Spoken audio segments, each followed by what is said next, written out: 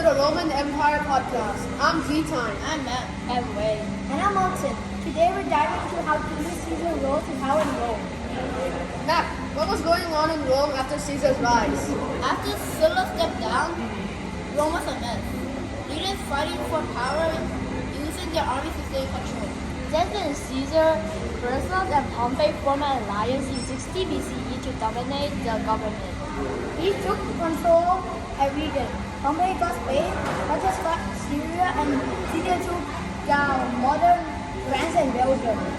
And Caesar didn't just conquer Gaul. He told his own story in war commentaries, saying it was to protect Rome. Plus, he kept his soldiers loyal by giving them big benefits. 200 silver coins each. The Senate wasn't happy. They feared he was getting too powerful to elect ruler. And that fear would soon push Rome towards a major political showdown. We'll talk more about what happened next in our next segment. Stay tuned. Matt, Caesar didn't exactly come from riches, right? Right. He was born into an old patrician family, but they weren't very wealthy or powerful by the time he came around. His dad died when he was just 16. But even as a young man, Caesar started learning the military and political skills he needed later. He set his sights on leadership early. And seeming autocratic really helped him. That was super rich, and that alliance gave Caesar resources and influence. And of course, Caesar went on to conquer Gaul. That gave him more land for Rome, but also made him personally rich and famous. Once he got into power, one thing that stood out was that he didn't go after his political enemies. He forgave a lot of people, even some who had tried to kill them. But that forgiveness didn't stop trouble. Some of his own allies got scared. He declared himself king, and in the end, they turned against him. It's wild how the same people who helped him rise end up plotting against him.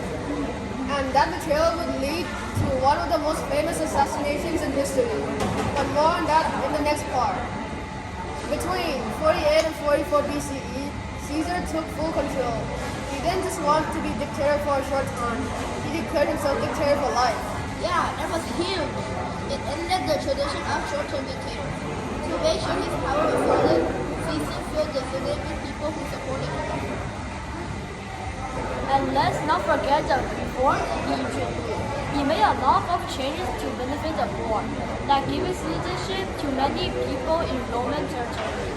He also created jobs for the unemployed and even organized new settlements for landless laborers.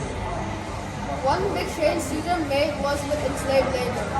He ordered landowners to hire free workers instead. But perhaps his most famous reform was the New Calendar, the Julian calendar. It has 12 months, 365 days, and a leap year. It was used across Europe until the 16th century. And some still use it today. It sounds like Caesar was trying to make a lasting impact. Many people saw he was a wise ruler for bringing stability, but others feared he was after the title of king. And that fear led to the plot against him. His enemies, including senators Brutus and Catullus, were worried about his growing power. In 44 BCE, those enemies took action. They assassinated him as he entered the Senate. It's crazy how all that power, reform, and success led to such a dramatic end. Caesar's death would shake Rome to its core and set the stage for the whole new chapter in Roman history. Civil War broke out, and Caesar's 18-year-old grandnephew, Octavian, stepped into the spotlight. Octavian teamed up with two of Caesar's top generals, Mark Antony and Marcus Lepidus. Together, they formed the triumvirate, a demon government, and defeated Caesar's killers. They split Rome's land among themselves. A surprise the alliance didn't last. Lepidus was forced to retire, and Octavian and Antony became rivals. Things got even more complicated. When Antony fell in love with Cleopatra, the queen of Egypt, Octavian accused Antony of plotting to take over Rome.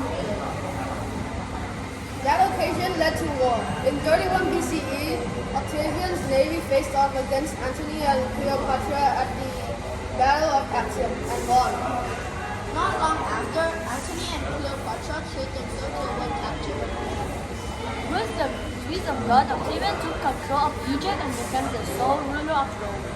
The Civil War was over, and with Octavian in charge, the Roman Republic had officially ended. We'll talk about how Octavian, soon to become Augustus, shaped the Roman Empire in the next part. Don't miss it.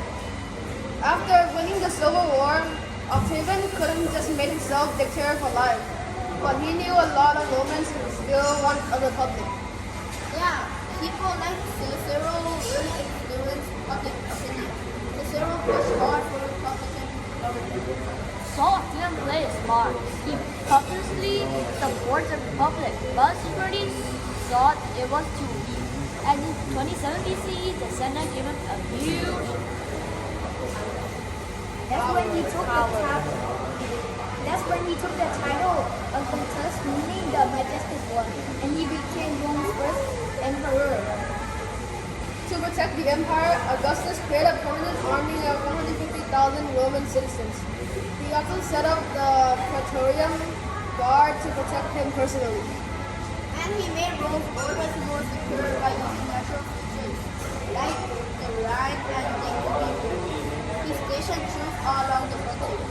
plus he grew a permanent navy to keep Rome safe from streets by sea.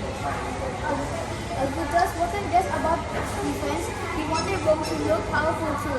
He built public buildings, fountains, and palaces to show off Rome's greatness. And even though it was an empire now, civic duty stayed strong. Wealthy Romans donated to build public spaces, support entertainment, and improve the city.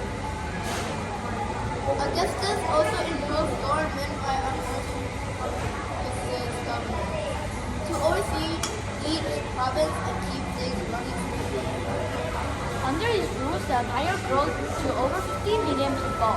Augustus really set the foundation for peace and pursuit.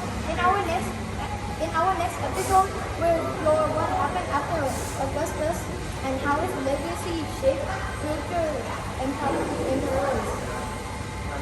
One big thing Augustus did was replace the Senate appointed politicians in the provinces with his own local officials. He even visited provinces himself to check on things. He also fixed the tax system. Before, Augustus' tax collectors could keep some of what they collected, and a lot of them were corrupt. Augustus changed that by making tax collector official government employees with regular paychecks, so they couldn't just take extra money. He also reformed the legal system. He created a code of law for people in the province who weren't Roman citizens. Through the law, usually favored the emperor over individuals. Even with all these reforms, Augustus worried people might turn against him. So he imported grain from Africa and gave it to the poor to help prevent revolts.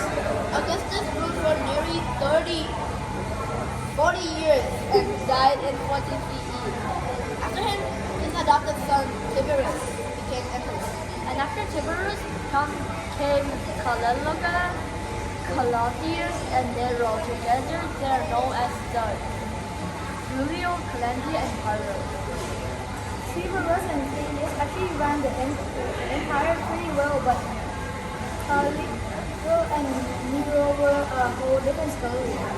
Yeah, Caligula murdered a lot of people and wasted tons of money.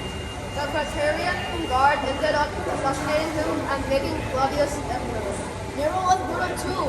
He killed many people and eventually committed suicide after being sentenced to death for treason. Augustus had created stability, but keeping the stability under future emperor wasn't too easy. In our next episode, we'll explore what happened to the empire after Nero and how Rome tried to hold things together.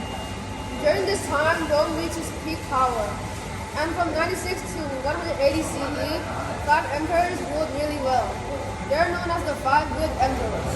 Those were Nerva, Trajan, Hadrian, Antoninus, religious and worship for others. Each of them brought reforms and improvements to their time.